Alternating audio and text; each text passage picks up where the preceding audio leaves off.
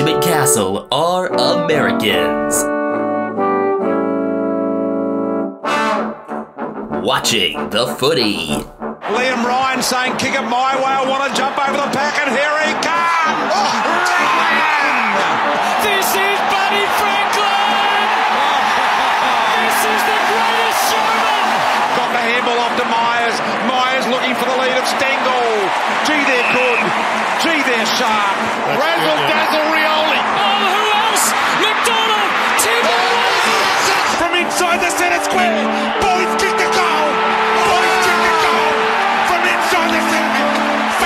I can't believe that.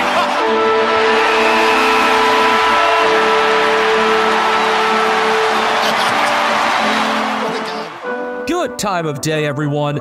This is episode 167 of Americans Watching the Footy, our Round 8 recap. I am Benjamin Castle, along with my brother Ethan and his son, Brian Harambe, who is underneath the bed, and we stand with Sam Draper. You know, there's going to be some talk of like, how did he know? But this was kind of obvious to everybody. I'd give him a vote of confidence.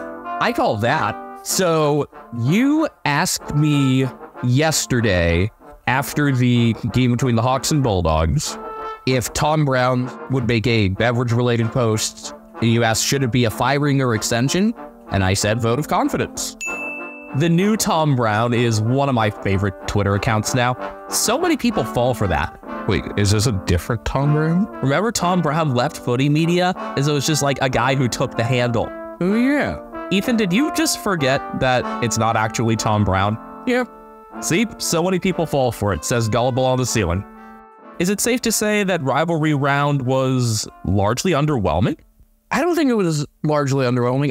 There were a few games that were duds, but there were a few to talk about a lot. General notes here about the round. 8 clubs had goalless quarters in the round. That's a first since 1987. And the average team score in the second quarter across the round was the lowest in 35 years, 14.2. There were a couple times where you probably were willing to doze off in the second quarter. Yes, but it was in the only part I slept through it all was the second half of one game, and it was pretty inconsequential. I was waiting for a broadcaster to just say something like, wake up, Nan, we finally got a goal. I like that. Score some fucking goals, Geelong tweet. That's a fun one. Adelaide 12-6-78 defeated Port Adelaide 5-18-48. I shaved my balls for this? The Crows are ahead in the all-time showdown ledger now. Basically, Port managed this game very poorly. They played Connor Rosie when they shouldn't have, and now he's going to miss round 9, and who knows past that. And this game is just an argument for why you don't play dudes if they're not 100%. Because say if he didn't play this game, he would be good to go next week or even the week after. So say he ends up missing 2 games in that timeline. Then he doesn't play against Adelaide, doesn't play against Geelong, and then he's back round 10. Now in this timeline, he plays a game at less than 100% and then will miss at least 1, possibly more, because he could have aggravated things further. So like the best you could do in that scenario was come out even, where instead you're probably losing him for as many games as you would have before, if not more, and you had a game where he was less than 100%. And you left out Frank Evans. I've said for a while, I would just play the automatic win player. I mean, he's not an automatic win anymore, but he's going at 80% through his first 20 games. It's like, you know, if I was coaching football, like American football, I would just call it the automatic touchdown play. There's a baseball equivalent too. You, Strawberry, hit a home run. Okay, Skip.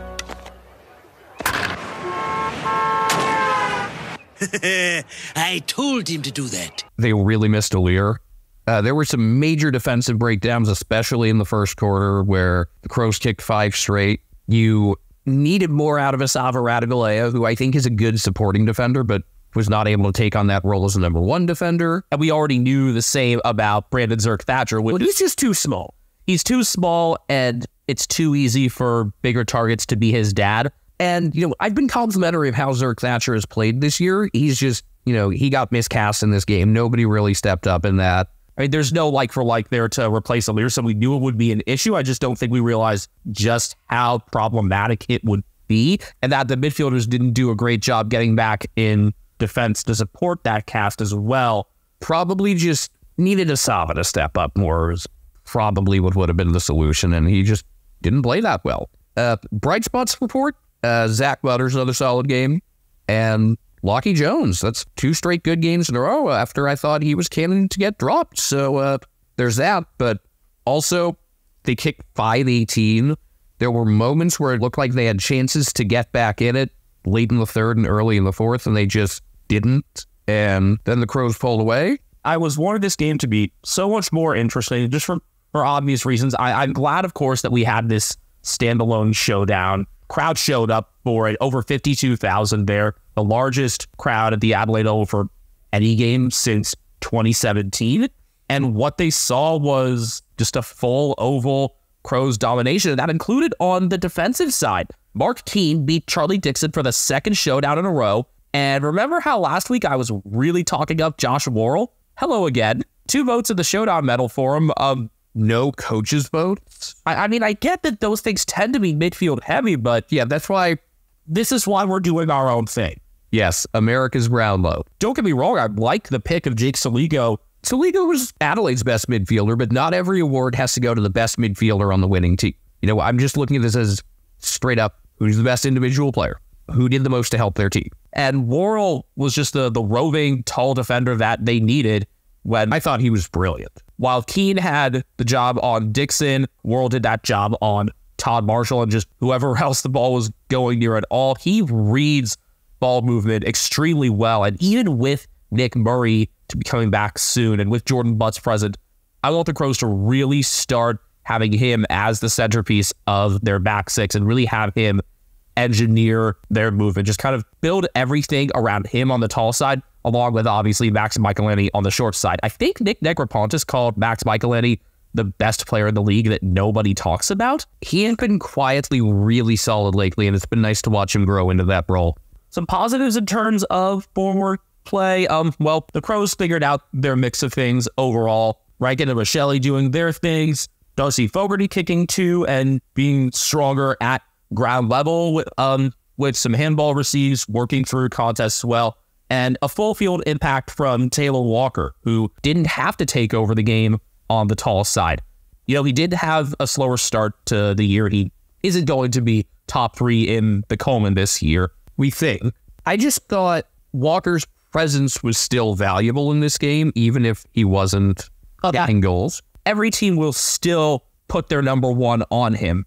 And when your number 1 is normally your 2, it just throws everything further out of balance. And when he's willing to go upfield and be involved in their greater movement, it just causes more chaos. You wonder why defenders have such a hard time with guys like Jesse Hogan, Harry Mackay. It's because they have that full field impact and the matchups can't be super clean as a result. You're not going to take one of your key defenders and have them run with them the whole way. And the fact that they're using Walker this way makes me feel a lot more positive about how the Crows are configuring their tall mix going into 2025 and beyond, looking for a future beyond Taylor Walker, where you can have Fogarty and Riley Philthorpe, who is still recovering from his meniscus injury, able to do that roving job. Overall, I just think Adelaide's back line has been really solid. We mentioned Mitch Hins has been really good kicking out of the goal square. Remember when we saw that like all chaos team, the Frostball All-Stars, and you know, he was like obviously on there. If we made a list just from like early last season to now, I don't think Hins would be there. No, he also on Bounce was awarded the defensive kick of the week with this like ridiculous seeing eye ball out of the goal square to Elliot Himmelberg. Oh yeah, speaking of the tall mix there, Elliot Himmelberg as well and Lockie Shoulders, they have a lot of pieces. I mean, they're not interchangeable, but they have a lot of magnets that they can move around. I like that term there because there's some versatility there in this tall group, and I think Matthew Nix is learning how to manage it. Now, can the Crows actually capture something in terms of momentum off this game, or is it just you can beat your rivals, so even if things go poorly the rest of the season, you're still kind of untouchable? It's the Cal football situation. Cal football, very much so. Justin Wilcox will not be touched while he keeps beating Stanford. With how passionate this rivalry is, though, I was thinking Minnesota! And also this will probably be a great comparison for our Gophers fans who are listening. I think Biff and Step Uba will get a kick out of this. But, I mean, it's very... Sorry, I was thinking, like, the Vikings and Bud Grant It seemed like the right thing to do at the time. Whoever was the later coach that just called everybody Big Nuts. Jerry Burns. Thank you. I could never remember. All right, Big Nuts. But the point is, if you're PJ Fleck, you have to beat Wisconsin. You can go 1-11 as long as the one's Wisconsin. If you're Matthew Nix, can you ride wins over the power and nothing else? The Crows are, 3-5? 3-5, and with a big Sunday twilight game coming up. So they've got a really interesting 6 games between now and the bye. Lions at home, at Collingwood, home against the Eagles, that should be a win. At Hawthorn, should be a win, I guess. Richmond at home should be a win. Home against Sydney, which is the one I picked for a while. I was like, where had this been all year? Then out of the bye, they host the Giants. There is a path here. If you assume they need to win all 3 of the Eagles, Hawks, Tigers stretch. Need to win that, and that probably get them to 6 wins. If they could just take one of the 3, honestly, out of Lions, Pies, and Swans, as long as you clean up the other 3, you go into the bye 7-7, and then come out of it with the Giants at home and a trip to the Gabba. Ooh. Their schedule is actually really unforgiving other than doubling up with Hawthorn looking at it. They've got the double up against the Lions, which will be a fascinating one with how home field tends to go there. Swans double up, Cats double up. Yeah, it's not forgiving at all. I love the fact that they're finishing against the Swans after last year. Essendon double up, which looks a lot tougher than we first thought. On to Carlton, 12-7-79. Defeated by Collingwood, 12-13-85. Of course, it's Nick Dacos with the winner. By the way, in Collingwood's last 2 games, the score 12-13-85 has showed up 3 times. All 4 teams in Collingwood's last 2 games have kicked 12 goals. I had It's a Draw ready to play. Me too. I don't know if there's ever been a game where more people have wanted a draw, just considering who was playing here. That was definitely my preferred outcome. I mean, the draw is my preferred outcome of any non-Geelong game, basically. But in this case, I definitely wanted the draw more than I would most games. But I think I'm happier with Collingwood winning, even though they can definitely argue that they're back. And now they've picked up, 18 of a possible 20 points over their last 5 games. But you know my opinion about Carlton. I'm not even going to get into that again. It's just, this was the best game I've seen Nick Dacos play because he was way more involved in contests than in any of his prior games. 32 disposals, 15 contested possessions, 18 uncontested. And the winning goal was a very exemplary play of the night he had, where it was he would get the ball in a contest and then zip out of it quickly and then put a kick right on the money to somebody. That's just Nick Dacos in a nutshell and the type of stuff that you would see, but with more contested possessions, which made it awesome. Yeah, and we kind of called that with Tom Mitchell and Jordan DeGoey both being out. By the way, Tom Mitchell's got appendicitis. Ooh. So maybe a longer rest for him there. If Nick can stay in the middle like this, wouldn't mind at all. Also, that last goal was set up by a really smart slap ahead from Harvey Harrison, who has only played 6 games, but has shown really good on-ball IQ. I don't know if there's a way you can work in both him and Reef McGinnis. Maybe I put them on them and Bo McCreary on the list of they just make winning plays type dudes. Now I really liked this game out of Harrison. Or just touch it. It's one of those games where he's nowhere high up in the rankings, but you felt when he got the ball. He finished with 13 touches, 7 of which were contested, and he just read the overall movement very well, was able to pick out better defensive matchups, kicked 1-1, had 3 assists as well. I think the tap to Dacos counts as 1. Keeping on here with the theme of guys wearing numbers in the 30s, congratulations to debutante Lockie Sullivan, who came in for the injured Bo McCreary and didn't miss a beat at all. He wasn't super impactful outside of those first few minutes, but he was there a couple times. Third quarter, didn't notice him much. Fourth quarter, we saw a bit more of him. Yeah, helped fill out numbers at contests. I mentioned this in the preview that they would need his run out of the middle, and between him and Nick Dacos, they got that and helped make up for DeGoey and then McCreary not being there. This is another game where Collingwood's depth really showed and reminded us that even though they were in good health last year, they have easily 27, 28, if not more, competent AFL-ready players at this time. They didn't even bring in Finn McRae for this, which says something about where Fly sees him right now. This game really hinged on stoppage success. In the second and the fourth, the Pies made a lot out of bringing numbers to the stoppages and turning up the pressure. It wasn't just Nick Dacos, it was Scott Pendlebury as well, playing in his 100th game with a crowd of 70,000 or more. This game set the head-to-head home and away record with 88,362 there. I'm surprised they've never gotten 90 for home and away between these teams. I want to mention two things related to that. First off, I might have mentioned this a couple of weeks ago. There's always that one section, unless it's like really sold out, on the lower bowl at the G, like over by the corner where they have like, the flame during Anzac round and stuff. It's like, why is this section always like mostly empty? Oh no, is that maybe, I mean, there's some stuff that's like, GA within certain areas and could have something to do with that. I don't know, but I always notice it. And the other, Scott Pendlebury stats about playing in front of a lot of people are among like my favorite stats, up there with some of just like Joel Selwood winning stats. I believe it was he played in 81 games decided by 10 goals or more and won 76 of them. I got to think he might have one of the best percentages of any player ever just based off of that. Swamp could help us with that. Ooh. But Collingwood could have won this game by a lot more considering they had 26 more inside 50s, but I don't necessarily put that on, they failed to capitalize on chances. Even though, yes, their kicking accuracy ended up not terrific, I put a lot of it on Carlton's defense and specifically Jacob Wiedering, who, common theme here, wasn't in the coach's vote, but was an easy, polished turd selection for easy. Other than that, I mean, Nick Newman was decent, but I mean, Newman's more of the mark and carry as opposed to Wiedering and Young engaging in the contest. And Young stayed decently deep and was all right in that role. Better than I had expected out of him, for sure. Of their midfield group, I thought Blake Acres was their best. George Hewitt was pretty active, too. Patrick Cripps vanished in the fourth quarter, had, like, I think 2 disposals. Maybe 3, I forget. Either way, it's the sort of thing that he should be getting dragged for because another midfielder named Patrick would get dragged after having a fourth quarter like that.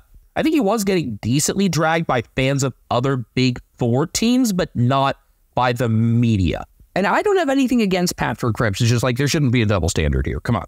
I believe you named Hewitt as your main character pick for the round, and he definitely was Carlton's best in terms of contests. But Collingwood had the numbers and the greater success there throughout the night. Jack Crisp with 17 contested possessions. Darcy Moore contributing at ground level with 7 as well. A very complete game out of the Pies captain. Going along with the theme of Collingwood getting the greater contested possessions, bringing numbers to stoppages, Carlton conceded 44 points from stoppage, and that goes right along with the trend that they've had that's put them bottom 3 in the league over the past month or so in that regard, and that's not something you'd expect with the list that they have there, and with how good Mark Pittonet was. That's part of what makes this one strange. It's too bad, since they lost inside 50 so much they couldn't get the moral victory here to go alongside the moral ashes. I just think Jacob Wiedering deserves a ton of credit for how well he played. Wiedering and Moore both on opposite ends. Moore obviously with greater involvement outside of the direct intercept game. Yeah, that's fair. I thought Isaac Quainer was all right. Not remarkable, but decent. In terms of the best carry out of the defensive 50, I think someone who's just been kind of unsung since he came back into the AFL side at the start of this year has been John Noble, who's just quietly done that job really well. If I was doing coaches' votes for this game, I would consider him for down ballot votes. Obviously, Dacos gets the 5. And Wiedering and Moore up there. I would give Wiedering my 4. Pendlebury would sneak in, maybe. Possibly. I don't think Harvey Harrison quite enough. I did like him. But Noble, people don't give him credit for how clean he is in terms of crumbing and just vision out of the back. I remember him playing more forward at the first couple years that he was in there under Nathan Buckley. And I like him as this like ball-moving defender. It's not going to be like a Nick Blakey level thing, but it's solid. And he does it more toward the flanks as well. Whereas if you want someone to go through the middle, oftentimes that can be Quaynor or Nick Dacos if he shifts to the back. So good mix there, and give credit to John Noble where it's due. The one question I'm left with out of this game regarding Nick Dacos is, do you not want him in that sort of role every week to preserve him because could be a lot of wear and tear and you got to keep him healthy? Or is it just you feel other guys are better suited for that role? Because what I think I would do looking at this game and moving forward, if I'm Craig McRae, is like whatever, like we got to get a goal here or end of a game, tight situation, whatever it is, I would just throw him straight into the middle instead of have him staying out of contests. He proved he can do it. I get that you want to keep him healthy. I think he's going to get more of that responsibility over the next 2 to 3 years as he gets toward, prime physical ability and maybe fills out a bit more. I don't think there are going to be many concerns about holding him back from contests much longer.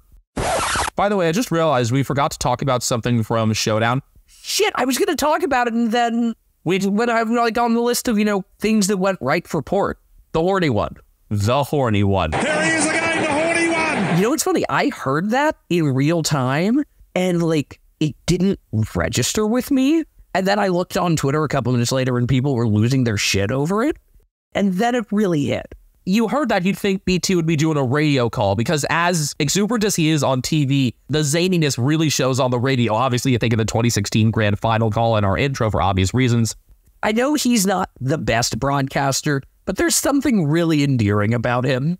It's a little bit Ray Fosse-ish in that sense. He's fun. He's a guy I'd want to hang out with. My favorite, there was that segment a couple years ago where he was walking through some seats at the G and he almost fell and ate it. Just seems like a very normal, bumbling middle-aged dude who happens to be this former Coleman medalist. He's a good ambassador for the game, especially to outside prospective audiences like us. Sydney 14-14-98 defeated GWS 10-9-69. I think the most important... Nice? Oh yeah, nice. But I think the most important thing here was just Tom Green got hurt. You're already missing Stephen Canelio. And just the Swans midfield forward mix with guys like Heaney and Warner were great. I thought their best player overall, though, another one who didn't factor into coaches' votes, James Rowbottom. I thought this was just he's going to get his tackles every week. He only, and I say only because I expect more, had 7 tackles. But if you're looking at who was the best player in terms of contests, it was him. He and Brody Grundy created their midfield success by winning in the trenches. A pretty complete and convincing performance from the Swans. 4 goals out of Will Hayward. I really liked Hayden McLean as well. I think Sydney's Talls were better. I think they were just pretty collectively, convincingly better. I was surprised Errol Golden got the Brett Kirk medal. I mean, as much as I love Golden and as much ground as he gained because he's great in terms of long kicks, he also had 13 turnovers and, factor in efficiency. I didn't think this was anywhere near his best game. I'm someone who's been, a very clear advocate for Golden. I expect this guy to win a Brownlow medal at some point, although looks like at this point one of his teammates will before him. Yeah, I mean, the early season favorite has to be Isaac Heaney, but it's going to be really, really boring when the America's Brownlow and actual Brownlow winner is the same. I'm just more excited to see, how do our votes differ each game? How many do we have the exact same 3 in the same order? How many do we have none of the same 3? I think just running the numbers on that's going to be exciting to me. Yeah, that's going to be fun. We're definitely going to have some clear differences there that we'll have to hash out. And we don't just look at midfielders. But coaches' votes had Golden as the 3rd best. He got a 4 and a 2. Warner was the unanimous best here. Over the past couple years, John Longmire has really figured out how to use those different pieces in the middle, allow Warner to have that run through the middle, give Golden a flanking or wing assignment. Where do you fit in Luke Parker now in this mix there? Do you just add him as another player in the contest? Do you bring him to center half forward job alongside Taylor Adams? I was surprised that Parker actually didn't feature in this game. Maybe it makes Sam Wicks the sub. He was fine, but he was a little quieter. It's tough because James Jordan had a really good game. Jake Lloyd's been solid. Dane Rampy's been good. Lloyd's one who's had different assignments this year. He's been more up on the wing as opposed to in defense. And yeah, Rampy came back and did just fine. But this is a team that's about to have way more than, 23 or 24 suitable players. It's premiership depth. Giants just didn't play very well. Outside of Jack Buckley got a coach's vote. I thought he was solid in his one-on-ones as usual, but I thought their best player was actually James Peatley. He was the one who really brought us in the midfield, but Finn Callahan was all right. Peatley and Callahan picked up where they left off the previous week in terms of winning a decent amount, at least, in an undermanned center group. Callahan has been trusted a lot more on the inside and just had his game freed up in general, and I hope that remains the case even when Cornelio and Tom Green are healthy. Seems like there's no structural damage to Tom Green's ankle, by the way, as he could be ready to go for this upcoming week against Essendon, where we'll have the battle of the Jay Kellys. But I am the Finn Callahan enjoyer. You are definitely the Jimmy Peatling enjoyer. Where does Callan Ward fit in terms of like a completely healthy best 23 now that we see this? And Ward got in there as well, 17 contested possessions in his 22 disposal effort. I think he made the case to stay in because of how well he played as the agitator on Lockie Neal the week before. I think when you have Cornelio back in there and he can slide into more of a supporting role, then he's really good. I mean, who comes out? I think Lockie Ash as a ball mover is kind of expendable, especially just because, Whitfield and Perryman can do some of that too. So I think I would probably take Ash out. Jacob Ware could be a bit expendable under the wing. Better in this game, actually. Which, that seems to be the thing that keeps happening where guys, like, right after I say someone's expendable, they go a lot better. Harvey Thomas was the sub in this game. It wasn't all that special. Well, he was kind of forced to play out of position. He's spent more and more time on the wing, and that's been enabled also with Callahan fitting into the center. So I'm not sure if they've really figured out where Thomas's best spot is. Maybe that's something that they can hash out in the twos ? It's a very tough thing to do in the moment at the top level when you have the kind of depth that Adam Kingsley has. There's been a disappointment in my eyes this season for the Giants? Their banner team because they misspelled Melbourne. Well, yes, but first off, shouts out Jacob Gaynor for catching that before it even made it on the broadcast. Because I was about to go and tweet at them, and then I checked their Twitter, and he was already on it because he's great. But Harry Himmelberg, he hasn't done much. Defensively, I don't think he's been great on one-on-ones. And he's just been pretty pedestrian moving the ball. That's kind of been his role right now. And I don't know if he's been bad, but he hasn't been at the level where he was last year or the year before. I think there's another level he can reach. Also, despite rain, 40,000 plus for this game, which is the best home and away Sydney Derby crowd. So that's really good. It's been wet for a few days in Sydney, and they're going to get another week's worth of rain. But there was one stretch where it really poured. And this reminded me of just baseball games in the South and Midwest where everyone whose seats aren't undercover just flee. Whenever I'm at a baseball game where this happens, I see this and it's this is normal for you guys? This fucking sucks. This is why, even though it's really cheap to live here, I don't live here. Well, both these New South Wales teams will get a respite this week as they both go on the road. I thought the Giants game was at home against the Bombers, no? That's at Marvel? That's under the roof. And the Swans are part of a double Friday fixture to keep things free for Mother's Day. I realized one other fixture-based thing that has nothing to do with either of these teams. The Gold Coast Suns have yet to play a game in Melbourne this year. Closest they've come is Ballarat. Yeah, the Suns don't actually play in Melbourne itself until round 11 against the Blues. Yeah. And they only have one game at the G, and that's their closing round against Richmond. A bookend double up. St. Kilda 15-13-103 defeated North Melbourne 10-5-65. The streaks remained intact. North have not been within 4 goals at the final siren this year. They've given up 100 in every game. I was nearly correct in telling my friend Cole this would be a good one to take the under.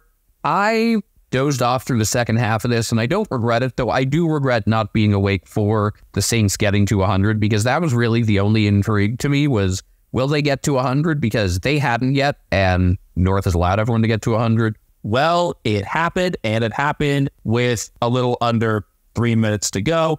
Rowan Marshall did manage to get forward for that. A more complete game out of him with a couple assists as well. You've been asking for him to do more of that forward job. And whereas Tristan Jerry was better as a pure ruckman, easily winning the hitouts and having some contest success, Marshall got into more spaces where I know we both like watching him. And that's something that hasn't happened much for the Saints this year. Was surprised to see Marshall and Jack Hayes in the lineup together. They really got around Hayes for his goals, which I love. He played well. He was ready to do. Anthony Caminiti, you might be stuck at Sandringham for a bit. Tim Membry only had 1 goal. Maybe there's something that you could change there. I still really like Tim Membry. Maybe you just manage him for a week at some point. I mean, this would have been the game to do it. You know what, though? Him being 29, this is a dude who could end up at another club, potentially. Maybe even at North. I don't know. Well, there was one player who went from North to the Saints in this game, and one who North could really use when he's healthy. Mason Wood being back and healthy was a big positive for the Saints in this one. Reminiscent of what he did at the start of last season, where I think he had 3 straight games with at least 20 disposals and a goal.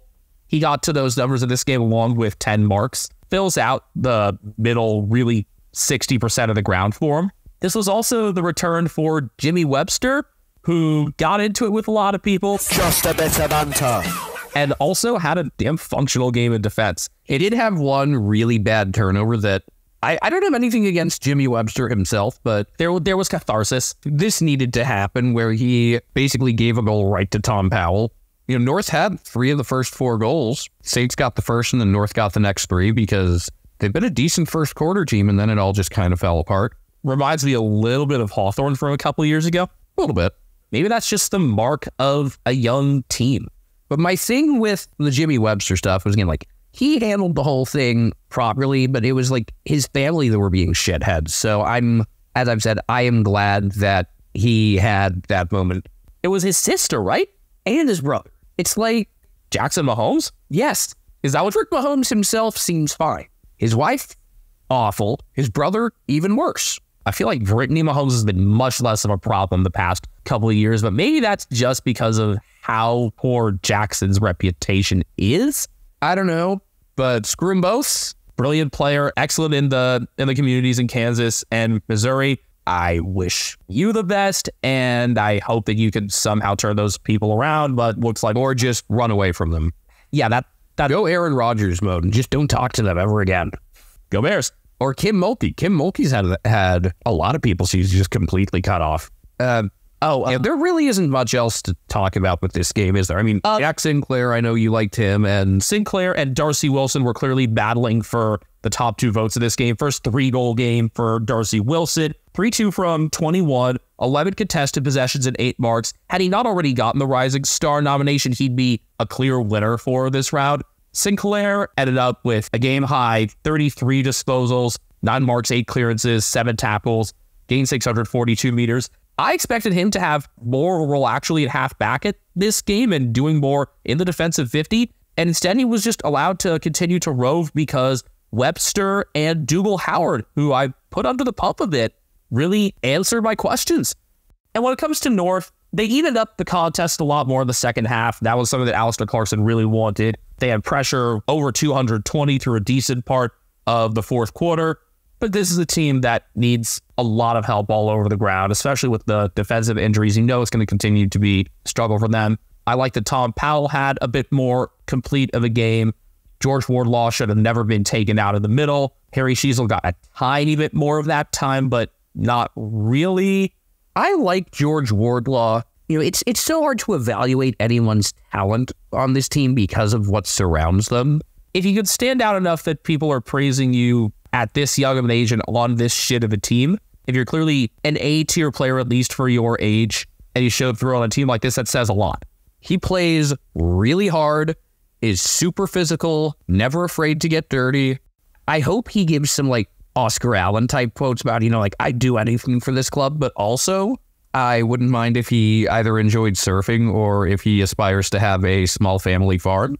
He is a Victorian native, right? Yes, Melbourne suburbs. Actually very close to the CBD. Speaking of Melbourne 10-14-74, defeating Geelong 9-12-66. We had a goalless second quarter. And this was the game where I really thought during it, wake up, Nan, there's finally been a goal. I believe that was Kate Chandler who broke the drought in the third quarter.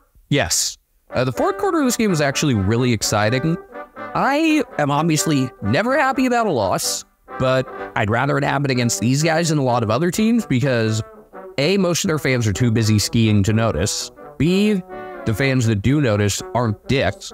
C, it's just a super likable list in so many ways. When I think about just the players on like the small to medium size range that I really like in this game, they all had their moments. Causey Pickett with a couple brilliant goals, Chandler breaking that drought, Caleb Windsor after I wondered if maybe he would be dropped to the sub role, having one of his most complete games yet.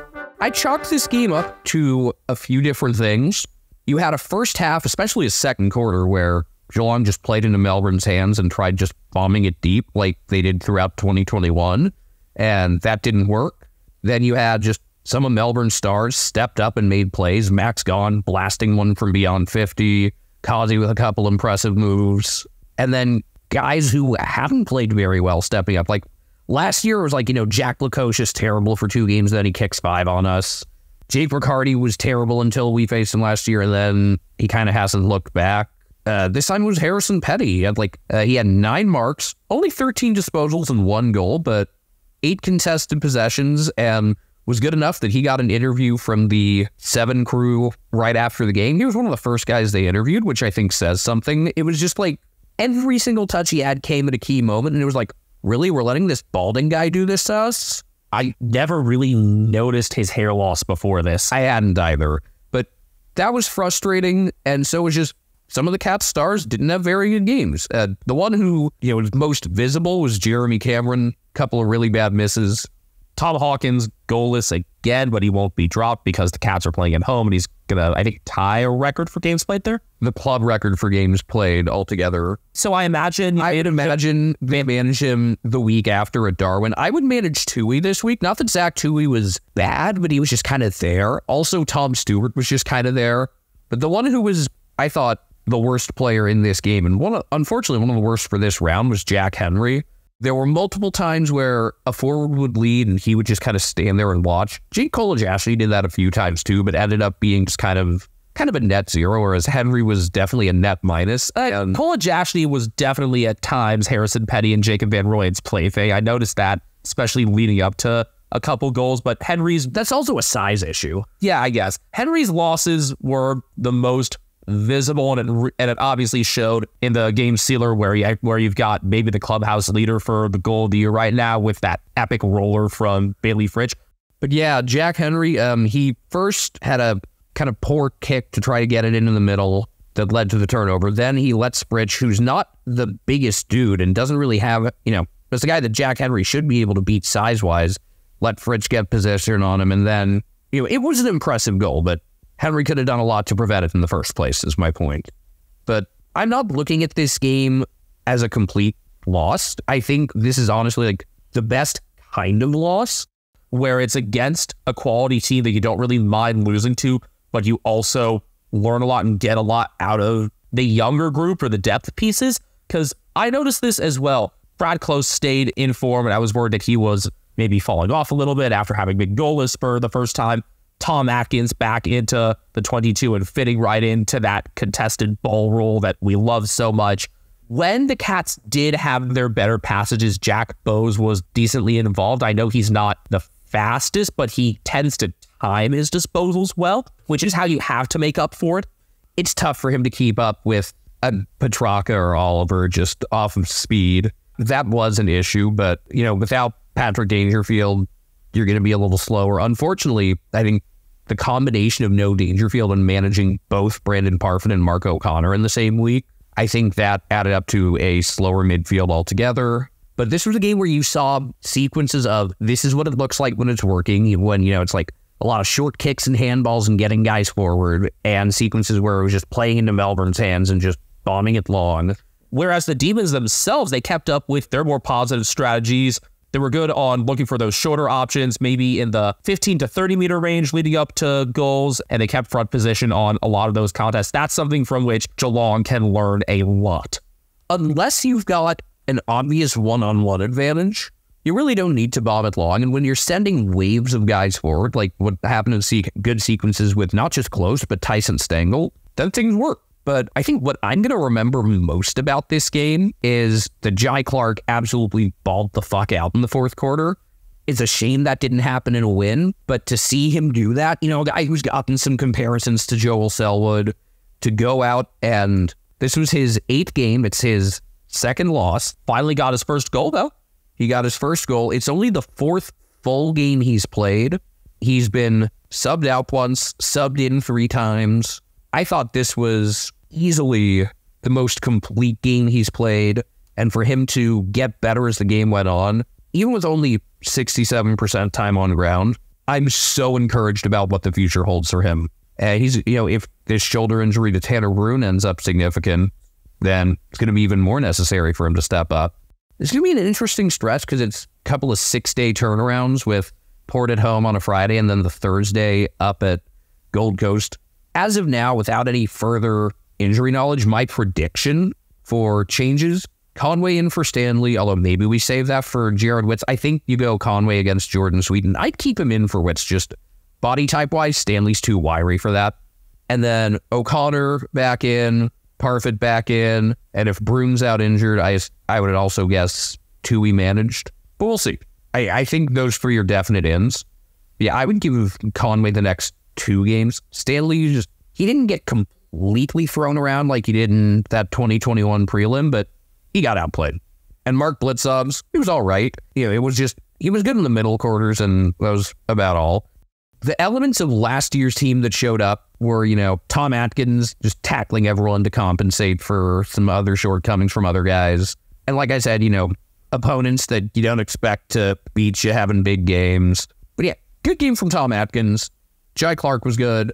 Cats are now 0-1 when a player gets 30-plus disposals and 7-0 when a player doesn't. You weren't going to stay undefeated forever. I think it's better to lose before, it turns into like a whole thing, where it's like, oh my God, they're 9-0, they're 10-0. And then it like takes on a life of its own and you don't get to just like take things week to week. I hate the idea that there are good losses, but I'll say that this was a good development game from a Geelong standpoint and a good learning game. You're not going to win them all. There's going to be a game at some point where your opponent just kicks ridiculously well. That hasn't happened yet. Like I said, Petty stood up. Tom McDonald stood up on Cameron. On Cameron pretty well. How concerned are you about Cameron and Hawkins right now? Cameron, not concerned at all. Hawkins, if I don't see a good performance against Port this coming week, I will be concerned. And then, good performance or not, I would manage him for Shannon Neal one of the next couple of weeks. I think for the drive up to Darwin seems to be the most likely. But yeah, Cameron, I'm not concerned. Last thing to mention, Zach Guthrie, really good. Again, I forget which Instagram page had put him on like their all underrated team, if it was AFL Central or AFL Utopia or which one. We've seen it, and I've said this before. Loved him sneaking forward for a goal too. By the way, I think he was actually my highest scoring player in our fantasy draft league this round, believe it or not. I might have said this before, but just the way he's gone from shouldn't be playing to lock him into the team every week. It's been one of the most surprising positive changes of really anyone throughout the league. Was it Danderfield who had the post about like you could ask yourself from 3 years back something, and it's like, have we finally dropped Zach Guthrie? You're not going to believe this. Benjamin, 78% of our listeners are between 18 and 35 years old, so they probably want to start a podcast like we did. How did you know that number, Ethan? Thanks to the analytics we have for Spotify for Podcasters.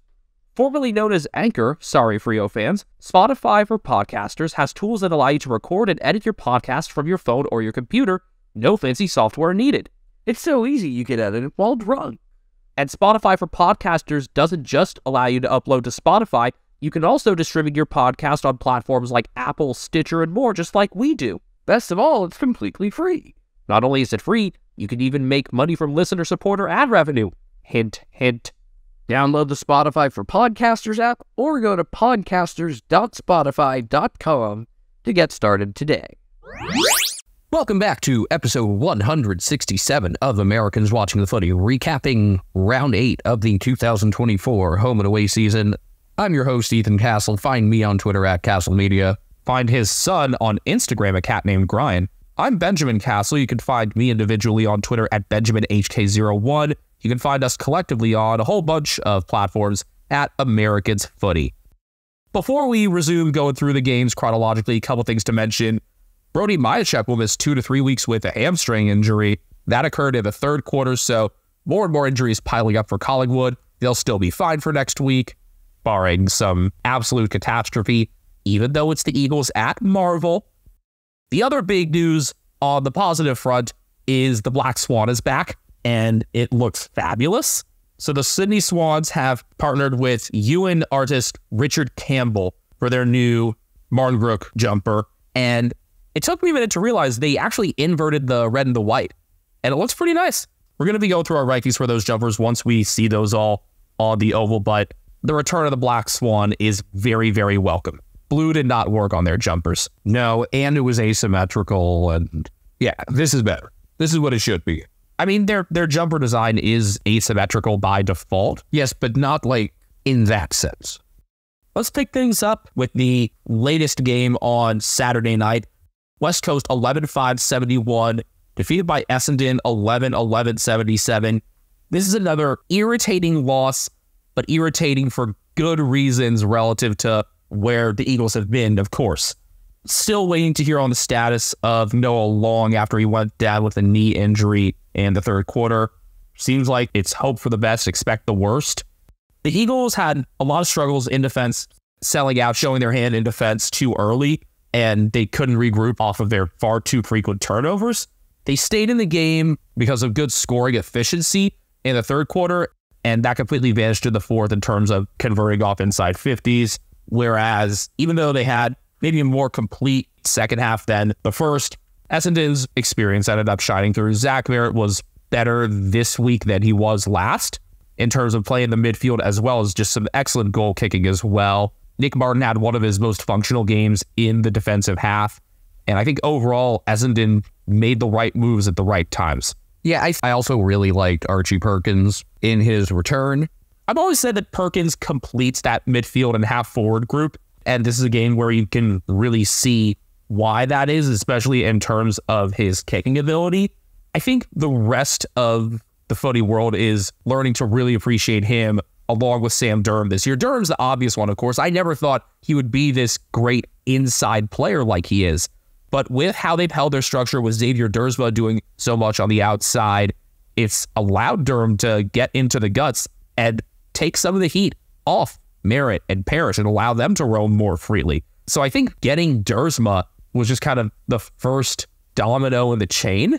And I want to say Brad Scott and Adrian Dodoro and the department that's in there now really saw this coming.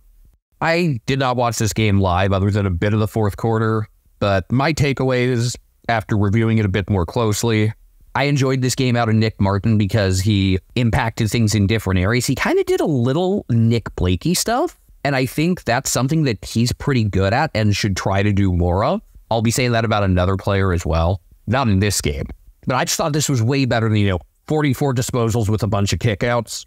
And Tim Kelly really left it all out there to keep the Eagles in it. Second half, yes. First half didn't do much that was notable, but clearly their best, and worked himself into, I think, third place consideration in the coaches' votes. He and Harley Reid have started to pair really well in the center square, and Ruben Jinby can be rotated in as well. I like Jinby rotating into the halfback flank and the wing. That's been a bit of a problem spot for the Eagles the past few years. I think a bit is kind of underselling it, and it's nice having the flexibility there when you've got enough players who can do work on the inside, moving the ball through the corridor from the defensive 50.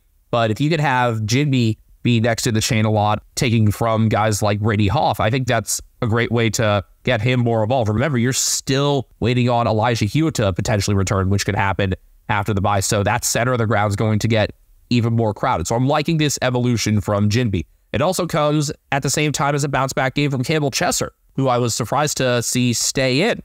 Meanwhile, Luke Edwards and Dom Sheed continue to provide absolutely nothing, but with Elliot Yeo going out with a minor groin injury, you can make a lot of puns out of minor groin, by the way. Honestly, I did not notice Sheed in my entire watch of this game, and I might have noticed Edwards once. I legitimately did not notice Dom Sheed a single time. You're not alone. But this just fits in with what I had said about the Eagles week before, where their last three losses have been competitive. They've been actually respectable, not just in terms of rebuilding, but in terms of actual competition. Essendon held the lead from just under 15 minutes left in the second quarter, but it never felt... At halftime, it looked pretty ugly. And then it got interesting. It never truly felt out of touch. Yes, it was a 22-point margin at halftime, but I still didn't think it was all doom and gloom then because of some of their efficiency going inside and just knowing that their contest work couldn't be as bad as it was in the first half that Kelly would have to wake up at some point, and he did. It's nice to be able to think so positively about that, and I'm just hoping that Kelly can stay healthy now to make that the case. Throughout this game, though, Essendon was able to hold their structure while West Coast weren't. The high pressure that the Bombers put on really got to the Eagles in the end, and that's something that I'm not surprised about with a younger group. What I was surprised about was Jamie Cripps losing his shit and pushing down Nick Martin when the Eagles had a chance to get within a goal right in front of the umpire. Right in front of him. That robbed Waterman of his fourth, which means he's had diminishing returns each of the past 4 games. Fuck, he's concussed. I mentioned this earlier also when we were talking about Jesse Hogan and Harry Mackay and Taylor Walker. I love what Waterman has done to get involved in the defensive 50 as well with overall movement. And that's something that they're really, really going to miss as much as his goal kicking while Waterman is concussed for this next week. Now, it's not like you really expect him to beat the Pies even if he's in. No, but it affects how competitive the game would be. But in terms of Essendon, super complete game out of Merritt, and he helped lock things down late as well. Very good at pacing Essendon's movement. Darcy Parish with a 36 disposal game out of the middle, where because of Durham, he wasn't one to get the clearances, but was one of the first movers off them, was generally pretty efficient there. And Archie Perkins' 3 assists are a testament to his vision and his efficiency as well. Essendon fans have seen it. We've seen it. Hoping that other people are starting to see it now from Perkins as well.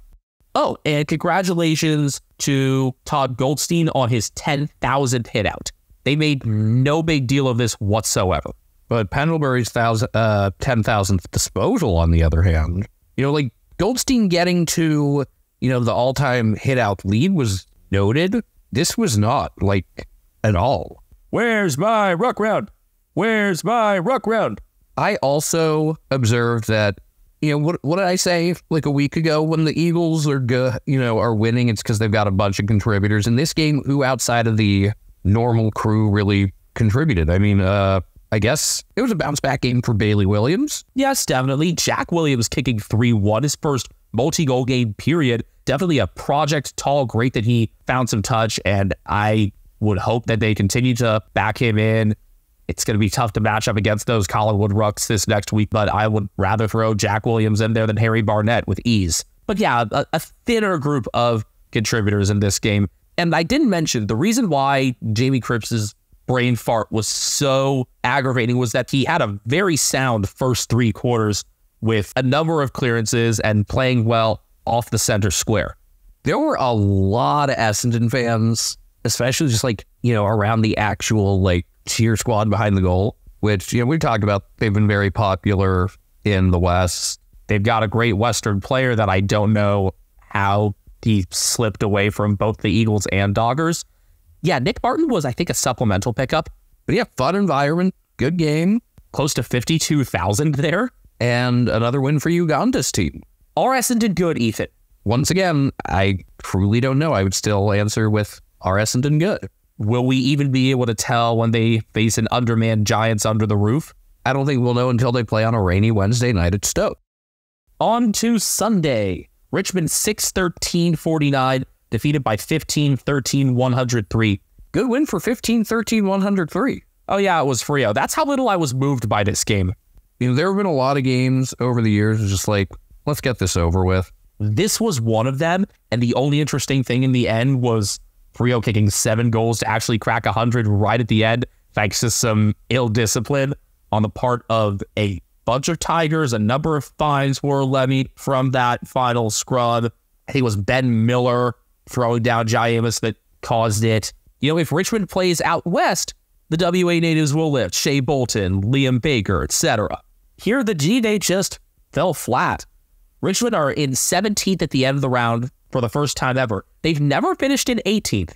I don't think we're going to get 9th man this year. 17th man is upon us. Oh, we're in second last. Oh, I was going to say we're in 17th, but good enough.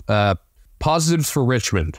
Maikelti Lafau took a contested mark against Alex Pierce and played a good first half. His mom and his grandmother were there from New Zealand. Disappointing that we weren't able to get a great moment in the rooms with them, with Adam Uze. You know what I'm thinking of here.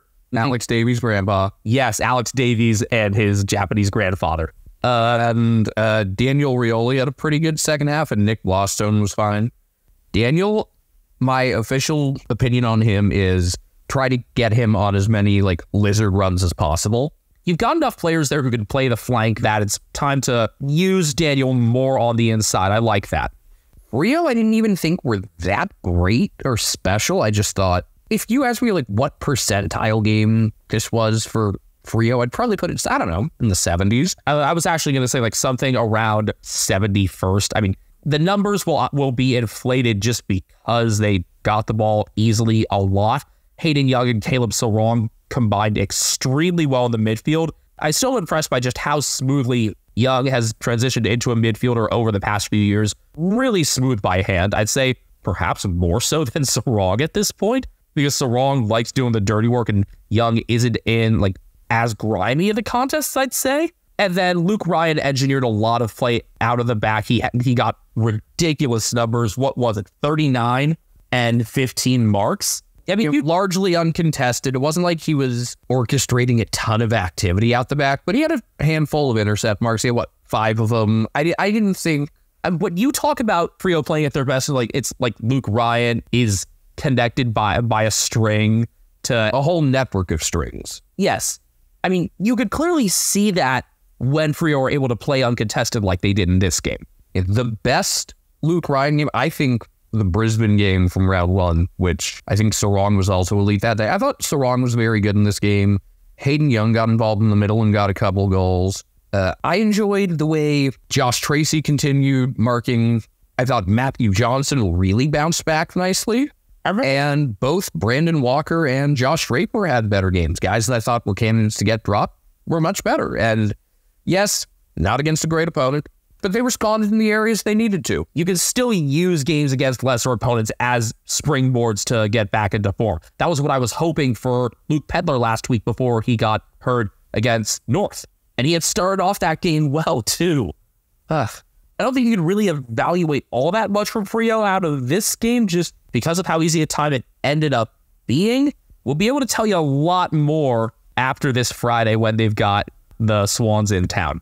Got 2 pretty good concurrent games running. It's unfortunate. I know you mentioned to me before the recording, all of the top 8 are playing against each other, and the 2 of those overlapping sucks.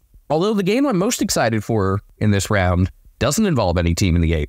We'll talk about how cracking that game is and some of the others on the preview. Are we going to keep going with like the Saltines or Triscuits or whatever? We might. Saltines don't bring into shards like Triscuits. Yeah. So the thing is, you can get like a half a saltine, and I don't want it to be into... Are we sticking with the 5-point scale? I think so. Okay. Western Bulldogs 14-7-91, defeated by Hawthorn 14-14-98. I had a lot of different emotions during this game. I'm in a glass case of emotion! Because on one hand, I want the Dogs to be freed of Luke Beveridge, so the more they lose, the more likely he gets fired. On the other hand, as a fan of a contending team, I want him to keep his job so that he can continue holding them back. Also, I like Hawthorn's rebuild and the vision they have, but also their arrival, but also I like how they play. And it's just, I was conflicted in so many different ways in this game. But there were a lot of emotions, and it all led to a really, really fun watch in general, where, I mean, this was up there as the most cracking non-rivalry game of the round. I probably put this as number 2 most cracking, because Melbourne and Geelong had that long, dull patch for the second quarter. West Coast and Essendon, that had a weak second quarter. This one was a very tight game the whole way through. Was the largest margin just 18 from the Dogs getting the first 3 goals? Yeah, had to be. There was a moment somewhere in like the latter part of the third quarter where I really thought damn, the Hawks are going to do this.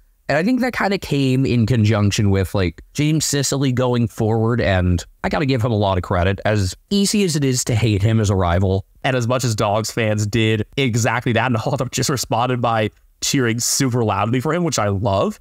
There was actual heat to this game. There was banter. But him, first off, getting his shoulder popped back in and then going forward and kicking a goal, that was a rallying moment. That was that's my fucking captain moment. Not just a goal, the game-winning goal. is he a main character candidate too? I still think the one real main character out of this game would be Luke Beveridge. I guess so, yeah. No Caleb Daniel. Taylor DeRay's still in, though. No Riley Sanders. I was fine with giving Charlie Clark the debut chance. James O'Donnell is still in. Lockie Bramble is still in. And normally, playing against former club, guys get up now. I hardly noticed Bramble. Same with DeRay. And really, it was just like, Bont didn't have much support. Tom Liberatore got a bunch of clearances and then hurt his ankle again. He's now out indefinitely, got a huge gash on his head. Yeah, it was totally inadvertent. I think it was Connor Nash. Nash basically just kicked him in the forehead and then he was bleeding and then he doubled over and was like, oh yeah, that's his ankle. Oh yeah, speaking of Liberatore. So you see the tweet from the AFL page saying Lib is going to be out. And then also he's suspended. Dangerous tackle on Will Day at the start of the third quarter. Very similar to the one for which Day was suspended last year. It's just kind of funny to me. But yeah, it was mostly Bond. I will say James Harms had a pretty active game, which means, of course, he'll be out next week. Adam Treloar started really well and then ended up with 10 turnovers because that's just how he plays. Moves too quickly for his own good. He just moves before he thinks. And then on Hawthorne's side, I had said, yeah, they're going to win this game. Their midfield stands up. And, Will Day was all right, and Connor Nash played a good second half. I loved this game out of Jai Newcomb, even if he only ended up with, 21 disposals. He was just super physical and in on everything and at every key moment. That's what you have to do against deep midfields like the Dogs. You've got to body up against them. And this is a game where you see why I like the idea of just having big midfielders to be able to do that. Because Newcomb's got a lot of bulk to him. Connor Nash is just a big fucking dude, and he's been a whole lot better these last couple. He was quiet, but second half, one of the better players on ground. And to do that, to rebound from a bad first half, that's a sign of maturity. Dylan Moore, another 4-assist game, which I didn't realize he had been that good. I liked what he did, but if I was doing coaches' votes for this game, Moore would fit in. Moore and Newcomb would have probably been my 2 and 1. Probably Newcomb 2, Moore 1. My 5 would have been Bont. My 4 and 3, one of them I've liked, but I don't know if I ever would have thought of him as doing this, especially matched up with who he was matched up against. And the other I had always just thought of as kind of there. Jarman Impey was not just kind of there. He's had a lot of games this year where he's been kind of and then played a good fourth quarter. He was good throughout and then played a really good fourth quarter. Mostly uncontested, but 12 marks and 5 rebound 50s. He's had some games as a possession leader for the Hawks, but none as actually effective as this one. None as effective, none as good, none as impactful. And one of the guys that I've said for a while is one of my favorite ruckmen at it again, Lloyd Meek, matched up against Tim English, who did not play poorly. No, not at all. I think, and wasn't told to take a ball out of the goal square with a minute left. No, the Dogs never really had a chance to go downfield. Just Hawthorne managed to lock it in, and Sicily kicked a point right at the siren. Yeah, it was a point that once they had gotten to 30, 20 seconds left, it was kind of over, and the point was, all it does is, it could officially take the game out of, when you look at teams' performance in games decided by a goal or less. Although I still think, this was effectively a 1-goal game. Hey, he had a crack. You get a point just for having a crack. But Lloyd Meek, not only did he win the hit-out battle, he kicked a goal, 16 disposals, 6 tackles, good mix of kick and handball ability. This is just the type of game that we knew Lloyd Meek was able to put on, but to do it against this quality of an opponent impresses us even further. It took a long time for Sam Mitchell to put him as his top ruck. Ned Reeves, good luck now. I thought that Reeves was going to come back in as a tall center half forward option, but the Hawks were fine with keeping things somewhat smaller and then giving a debut to Cal Sherdeer. Of course, great story there with his father having been a Premiership Hawks player, Jack Gunston taking him under his wing, giving him the news that he'd be debuting, and then being right there for the celebration for the first. Deer ended up kicking 2. He's still a pretty raw player by the coach's admission, I think even by his own. But it was a really satisfying, probably quite cathartic and relieving debut for him and his family and everyone at the club. Not only did he get it, but he had an important hand in a significant upset. Jack Gunston kicked 2-4, but I just thought his marking presence gave them some of the forward structures that they had been lacking at times. This team just didn't have much of a tall forward presence, and now you're starting to see, obviously Gunston is not a long-term piece. He's on the older end. He's towards the tail end of his career. But just, you get to see what this midfield core can do when they've got the rest of the team around them. And I've said many times, the reason I like this rebuild is because they've got the core first. On the Bulldogs side, the only new question I have, and I think the reason I didn't post much during the actual game was that this kind of felt predictable in a lot of ways in terms of how it unfolded, other than maybe the Meek outplaying English part.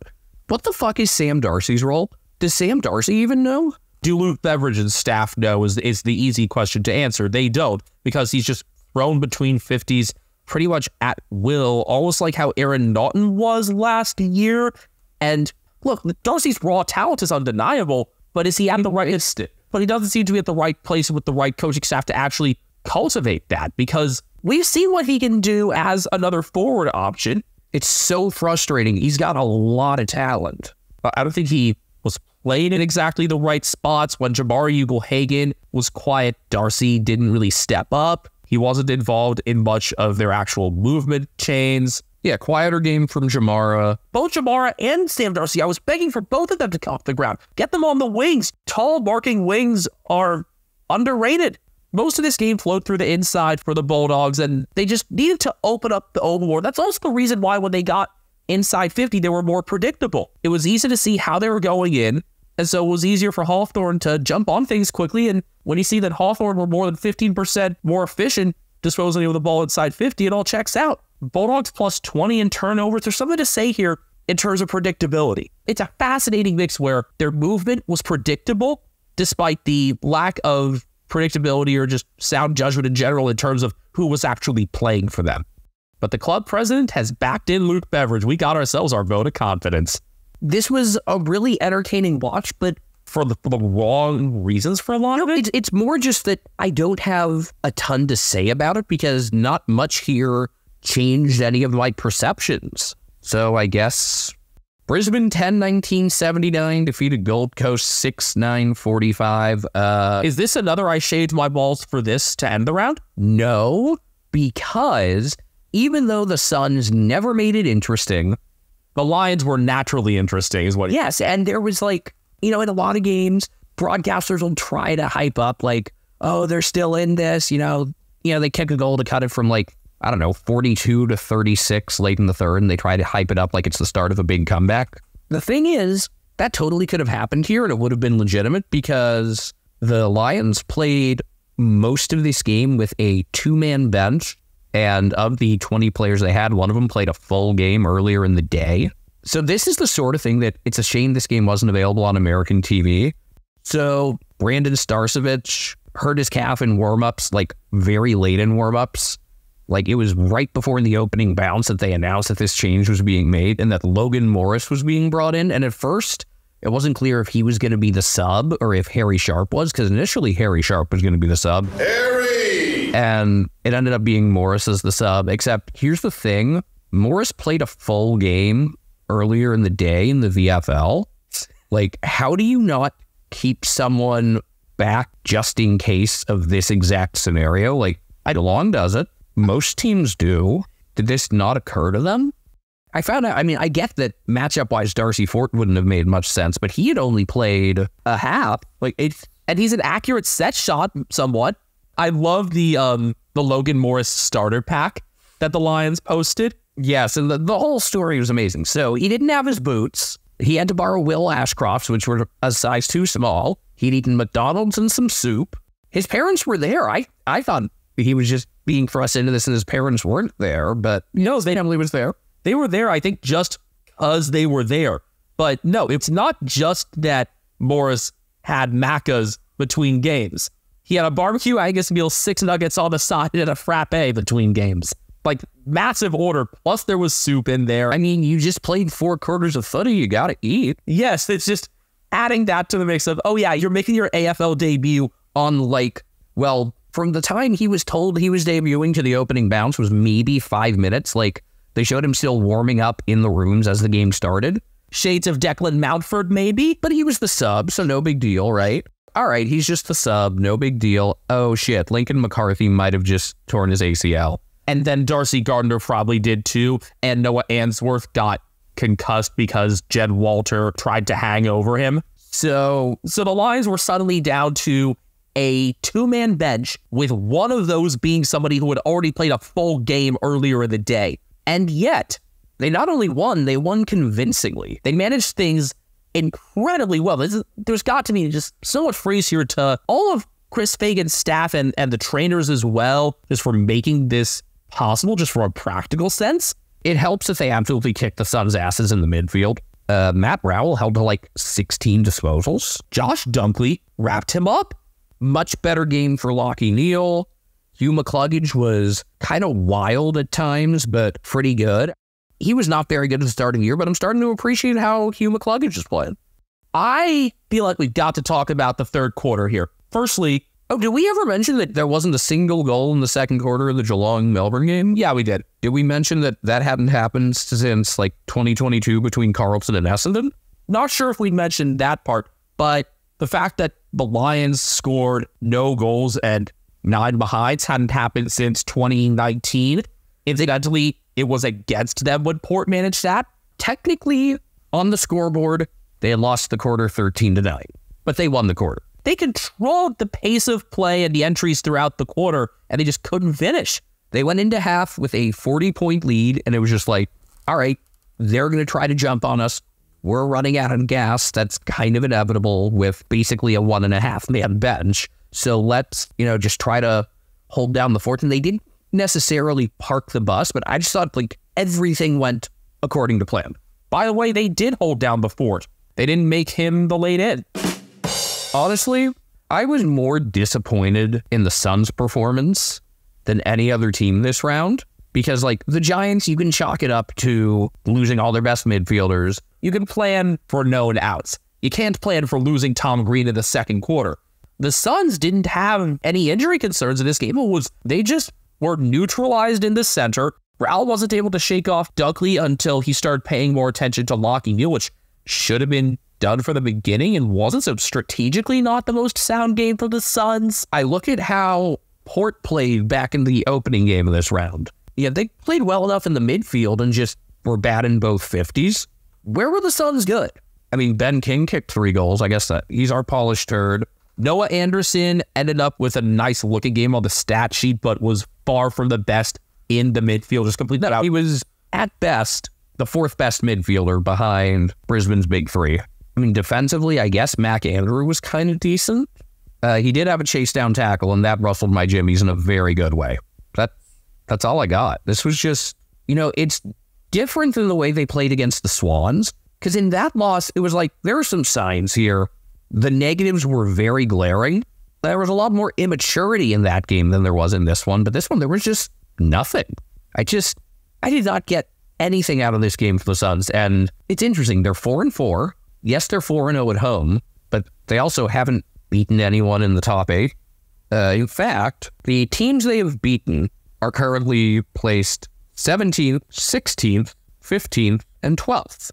Not only is it unimpressive, unfortunately, they've only played a couple of games where I've been, really captivated, which is funny because they have some captivating players. Will Graham is still going to tackle everybody, and Matt Rowell will usually tackle everybody. And Sam Clohessy, he had his first down game, but he's still good. But really, I mean, the Crows game was only competitive at the very end, and that was just an ugly, wet game. The one game throughout their season so far that I can look at and really say, that was a lot of fun, I was captivated, was their loss to the Giants, which that was a good game for 3 quarters, and then GWS pulled away. We knew that it wasn't going to be a super rosy outlook in the first year for the Suns.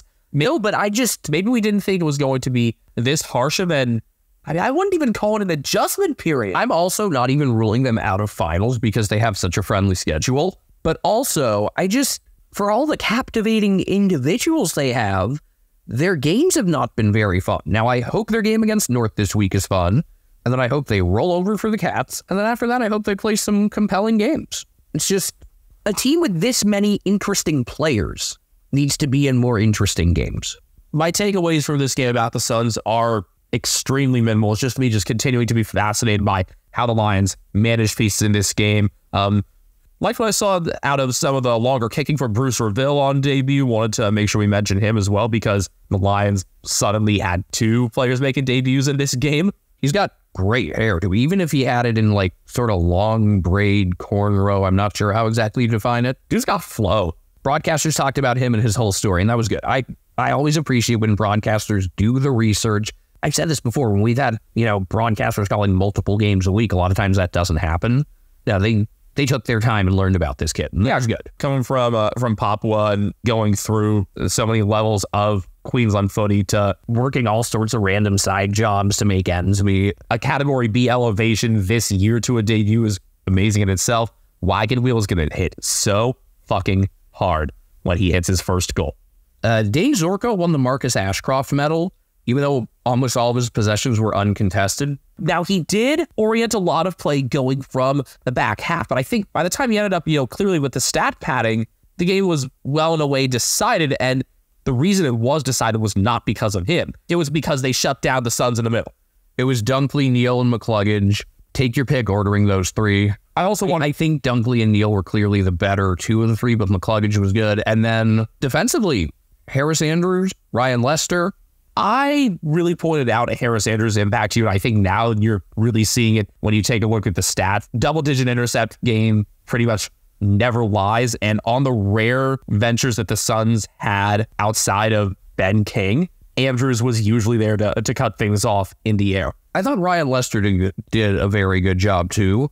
And then I really like Kai Lohman. His numbers, like his surface numbers, weren't that impressive, but I believe his 31 pressure acts were the most of any player. And then in the first half, they didn't do a whole lot of goal kicking in the second half, but even though we didn't kick a goal, Eric Hipwood branching out from the forward 50 and marking usually along the wing and getting stuff going, that was really important. This is another reason why I was thinking of, the Dogs incorporating Jamar Ugle-Hagan or Sam Darcy this way. Just guys are struggling to get involved. Bring them out on the wing to mark. They've clearly got all the fundamentals that it makes sense to put them out there. Actually use them in those spots to get the good chains going. And yes, Lohman remains an extremely entertaining young player. With Charlie Cameron having been quiet this year, I think Lohman's small pressure role has been honestly a bit more magnified. And I'm very glad that I've already been proven quite right about my sleeper pick for the Lions. Last year's two Q clashes combined for about 37,000. This game drew a little over 30, so not a sellout, but a good showing. Some pockets of empty seats up top, and more Suns fans that I've noticed in prior Q clashes, which, for an interstate rivalry like this, you need that. Even if the Suns went completely limp, it felt like a rivalry. It looked like a rivalry, just one team played very poorly. It is awards time. Your Mark of the Week winner last week, it was pretty fucking obvious. I still think the other couple nominees last week would have won other weeks, including probably this week. This week's are a little thin. You got Zach Guthrie over Cade Chandler, Josh Tracy over Nathan Broad, and Hugo Ralph Smith sort of over Brandon Walker and then securing it on the second effort. I think our winner is one of two hangers that the Northern Bullets took in their loss to Port Melbourne. Yeah, those were better, but I guess if I had to pick out of these three, I guess Zach Guthrie. I'll probably just rank them Guthrie, Tracy, Ralph Smith. Yeah, I guess we got to rank them chronologically here. I'm not moved by this. It's all right. We had such a good one last week. I'm not going to get greedy. I mean, we've clearly got a clubhouse leader for Mark of the Year, and I doubt anything's going to top it, but Dan will be excited if it does. We had a better goal crop this week. Your round 7 winner was Willie Rioli with his double sell on Liam Stogger plus Naziah Wagner-Milra. Your round 8 nominees, at the very end of Showdown 55, Isaac Rankin ran onto a ball on the wing, went inside Dan Houston, took a bounce, and one bounce to goal from just inside 50. That's an impressive individual play, but not on the level of the other two.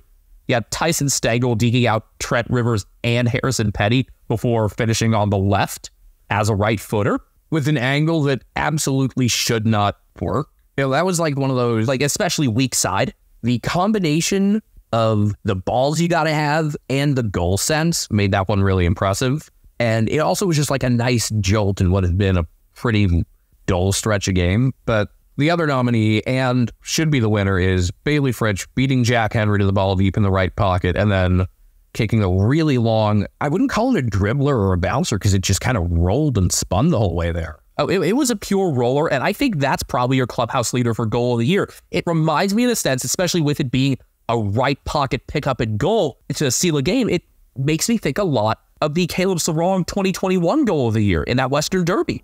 This Stengel one is pretty legit, ranking as a distant third. As of now, those might be, two of your top 3 for the year, and Willie Rioli could be right there too. Maybe you'll have like a Cody Waitman roller in there as well. We'll get others. Last round, our main character was Jeremy Cameron. He kicked 5 goals in a game with a really big crowd. That included his 600th goal. We've got 4 nominees for this week, and we're going to leave it up to a vote. But you got to take us through those nominees. Yeah, so chronologically through the round, you had Brian Taylor and Jason Horn-Francis combining because the Horny won. Here he is again, the horny one. I still can't believe he said that, and I'm so glad he did. Then you have Nick Dacos because he was best on ground, got the Richard Pratt medal, and kicked the game-winning goal in the huge rivalry with just over a minute remaining. I was so impressed by his contested game, and he probably shut down a lot of critics there. I thought at that point, like, that's your clear main character. It's a damn shame the Horny one is gonna lose out.